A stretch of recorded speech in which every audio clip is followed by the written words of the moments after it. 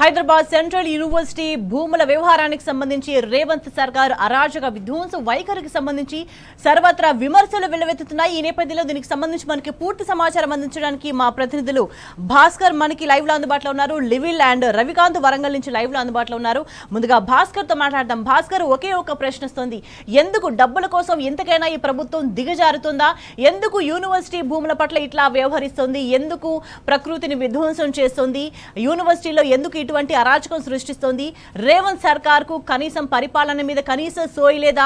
At least Congress అధిష్టానానికైనా సరే రాహుల్ గాంధీ భిన్నమైన మాటలు మాట్లాడుతున్నారు. ఆయన మాటలు ఒకలాగా ఉంటున్నాయి, కానీ తెలంగాణకు సంబంధించి ఎన్ని అన్యాయాలు జరిగినాక ఆయన కనీసం నోరు మెదపట్లేదు. ఇప్పుడు సెంట్రల్ యూనివర్సిటీ భూములకు సంబంధించి ఇంత దారుణం జరుగుతుంటే రాహుల్ గాంధీ కనీసం స్పందించట్లేదు అనేది కూడా ఒక ప్రశ్నగా మిగిలిపోయింది.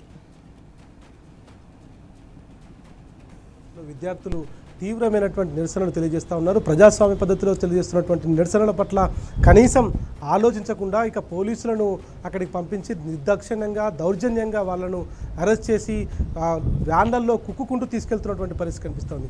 ఇవాళ హైదరాబాద్ సెంట్రల్ యూనివర్సిటీలో ఉన్నటువంటి మొత్తం 2000 ఎకరాలకు సంబంధించినటువంటి భూమిలో 400 ఎకరాలను అప్పనంగా 40,000 కోట్లకు అమ్మడానికి ప్రయత్నం చేస్తూ ఉంది రేవంత్ సర్కారు. నిజంగా కూడా అక్కడ జరుగుతున్నటువంటి విధ్వంసం చూస్తూ ఉంటే పెద్దలు మనకి ఇచ్చినటువంటి ప్రకృతి సంపద, నిజంగా కూడా తరతరాలుగా వస్తున్నటువంటి ప్రకృతి సంపదను పాలకులు ఎట్లా విధ్వంసం చేస్తున్నారనేటువంటిది కూడా చాలా స్పష్టంగా కనిపిస్తుంది. జింకలు, నెమళ్ళు, అనేక మూగజీవులు అక్కడ ఆ జేసీబీలతో రాత్రిపూట పనిచేస్తూ ఉంటే అక్కడ అవి చేస్తున్నటువంటి హాహాకారాన్ని చూస్తూ ఉంటే ఒక్కరికి కూడా మనసున్నటువంటి వారు ఎవరికైనా కంటి నుంచి నీళ్లు రావాల్సినటువంటి పరిస్థితి కనిపిస్తుంది. నిజంగా సోషల్ మీడియాలో పూర్తిగా వైరల్ అయింది. ఇప్పటికే నిన్న బీఆర్ఎస్ వర్కింగ్ ప్రెసిడెంట్ కేటీఆర్ను సైతం హైదరాబాద్ సెంట్రల్ యూనివర్సిటీకి సంబంధించినటువంటి ఐక్యవేదికకు సంబంధించినటువంటి విద్యార్థులు, అంటే అన్ని పార్టీలకు సంబంధించినటువంటి విద్యార్థులు ఒక హైదరాబాద్ సెంట్రల్ యూనివర్సిటీని కాపాడుకోవడానికి ఒక తాటిపైకి వచ్చి ఐక్యవేదిక ఏర్పాటు చేసుకున్నారు. వాళ్ళంతా డెలిగేట్స్ నిన్న కేటీఆర్ను కలవడం జరిగింది. కేటీఆర్ కూడా దానిపైన ఖచ్చితంగా మేము మీకు ఫైట్ చేస్తాం, అన్ని రకాలుగా సపోర్ట్ చేస్తామని చెప్పడం జరిగింది.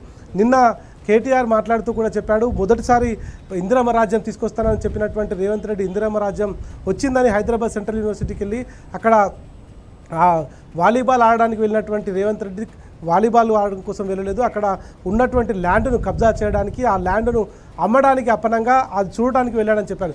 ఇవాళ అరెస్ట్ అయినటువంటి చాలామంది విద్యార్థులు కూడా అదే వ్యవహారాన్ని చెప్తా ఉన్నారు.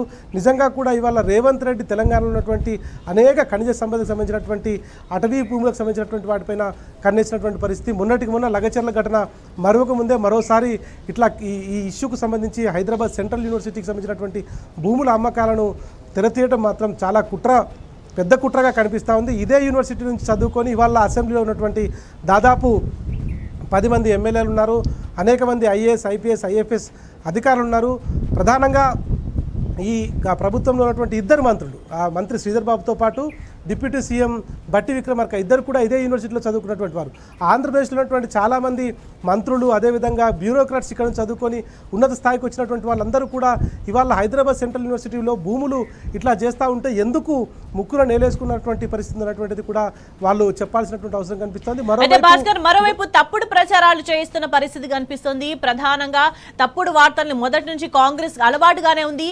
ఇప్పుడు ప్రధానంగా హెచ్సియు భూముల ఈ వివాదం నెలకొన్న నేపథ్యంలో ఇప్పుడు కూడా తప్పుడు ప్రచారాలకు తెరదీస్తున్నారు. ప్రకృతిని నాశనం చేస్తూ విధ్వంసం చేస్తూ ఉన్న చెట్లన్నీ కూడా పెకలించి వేస్తూ అక్కడేమీ లేదు అని అబద్ధాలు చెప్పే ప్రయత్నం చేస్తున్నారు. వీటన్నిటికీ సంబంధించి అక్కడ స్టూడెంట్స్ ఏం మాట్లాడుతున్నారు, ఏమంటున్నారు?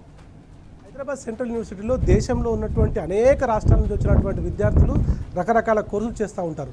రాహుల్ గాంధీ రోహిత్ వేముల చనిపోయినప్పుడు వచ్చినటువంటి సందర్భంలో అన్ని రకాలుగా ఏర్పాటు చేసినటువంటి తెలంగాణ ప్రభుత్వం ఆయనకు లోపలికి పంపించి పూర్తిగా ఏర్పాటు చేసింది. కానీ ఇవాళ కేటీఆర్ అక్కడికి వెళ్తాడనేటువంటి నేపథ్యంలో కేటీఆర్ని కావచ్చు, అధిష్టానం కావచ్చు, పోలీస్ నిర్బంధం పెట్టి వాళ్ళని ఆపేటువంటి ప్రయత్నం చేస్తారు. నిజంగా భూములను అమ్మేటువంటి ప్రక్రియ రేవంత్ సర్కార్ కొనసాగిస్తుందంటే ఇంతకంటే పనికి మాలినటువంటి పని ఎక్కడా ఉండదు అనేటువంటిది. ఇవాళ తరతరాలుగా మనకు ఈ దేశం అందించినటువంటి ప్రకృతి, ఇవాళ కేసీఆర్ ముఖ్యమంత్రిగా ఉన్నటువంటి 10 ఏళ్ల కాలంలో హరితహారం పేరుతో అనేక రకాలుగా ఉన్నటువంటి అటవీ సంపదను, ఈ వృక్ష సంపదను పెంచేటువంటి ప్రక్రియ కొనసాగించాం. వానలు వాపసు రావాలి, కోతులు వాపసు పోవాలి అనేటువంటి నినాదంతో పూర్తిగా తెలంగాణలో అనేక చోట్ల చెట్లను పెంచుతూ హరితహారం పేరుతో ముందుకు తీసుకెళ్లినటువంటి పరిస్థితి. కానీ ఇవాళ లగచర్ల ఘటన కావచ్చు, హైదరాబాద్ సెంట్రల్ యూనివర్సిటీ ఘటన కావచ్చు, మనకు హైదరాబాద్ నడిపడినటువంటి కేబీఆర్ ఇష్యూ కావచ్చు, ఈ కేబీఆర్లో కూడా పక్కన దాని అంతటినీ కూడా కమర్షియల్ వాటికి ఇస్తున్నటువంటి పార్కింగ్ కోసం ఏదైతే స్లాట్స్ ఉన్నాయో ఆ స్లాట్లలో ఇప్పుడే కాంక్రీట్ జంగల్ స్టార్ట్ అయిపోయింది. పూర్తిగా చుట్టూ ఉన్నటువంటి కేబీఆర్ చుట్టూ అనేక చోట్ల పార్కింగ్ కోసం పెట్టినటువంటి ప్లేస్ ఏవైతున్నాయో దాంట్లో ఇప్పుడే కమర్షియల్కి సంబంధించినటువంటి వాటికి రెంటల్కి ఇస్తున్నటువంటి పరిస్థితి కనిపిస్తోంది. ఏం చేయదలుచుకుంది ఈ ప్రభుత్వం అనేటువంటిది ఇప్పటికీ అర్థం కావటం లేదు. 15 నెలల కాలంలో తెలంగాణ పూర్తిగా ఆర్థికంగా వెనుకబాటుతనానికి లోనవుతున్న విషయం పక్కన పెడితే ఇప్పుడున్నటువంటి ప్రకృతి సంపదను కూడా పూర్తిగా దోచేసేటువంటి ప్రక్రియ. దీని ద్వారా వచ్చేటువంటి డబ్బులతో ఢిల్లీకి ముడుపులు అందుతున్నాయనేటువంటి నేపథ్యంలోనే ఢిల్లీలో ఉన్నటువంటి రాహుల్ గాంధీ కేంద్ర నాయకత్వం దీనిపైన నోరు మెదపడం లేదనేటువంటి హైదరాబాద్ సెంట్రల్ యూనివర్సిటీకి సంబంధించినటువంటి విద్యార్థులు అయితే తీవ్రంగా ఆరోపణ కొనసాగిస్తున్నారు. 40,000 కోట్లలో రాహుల్ గాంధీ వాటా ఎంత, రాహుల్ గాంధీకి ఎంత పంపిస్తున్నారు, అందుకనే ఈ భూముల అమ్మకాలు కొనసాగిస్తున్నారా?